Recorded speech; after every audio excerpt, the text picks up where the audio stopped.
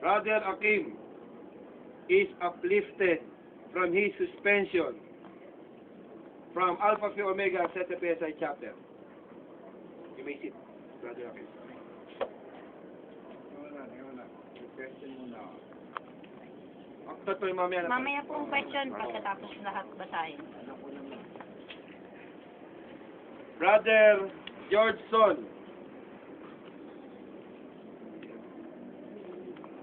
we leave the full authority to the resident chapter for whatever their decision that they will apply.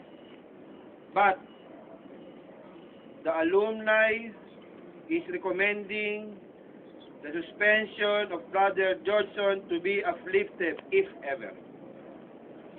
Ever. Ay, hindi ko natanong. Present ba si Georgeson?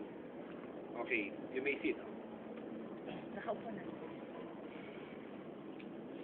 Brother Ryan Villaflor, please go to the center. The Alpha Phi Omega Philippine Incorporated Zeta PSI chapter, in accordance with our CBL Code by Laws, Article 2, Membership, Section 6 to 8. Nasa bylaws natin yan. Kaya na mag-research. Find you guilty beyond the reasonable doubt and still an indefinite suspension. The resolution will carry over to the National Capital Administrative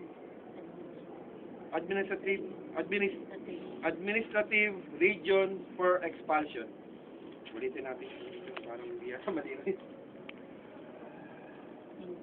And still on indefinite suspension.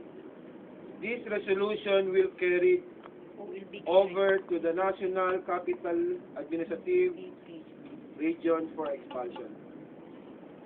You still can appeal to Alpha Phi Omega Assembly to be held at 35th Biennial Convention at Boracay. Ryan Villaflor, good luck and God bless you. God be with you.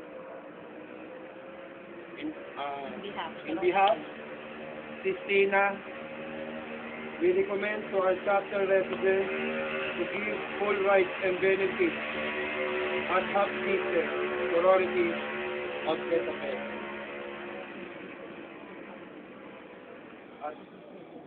And tapos, sulit mo na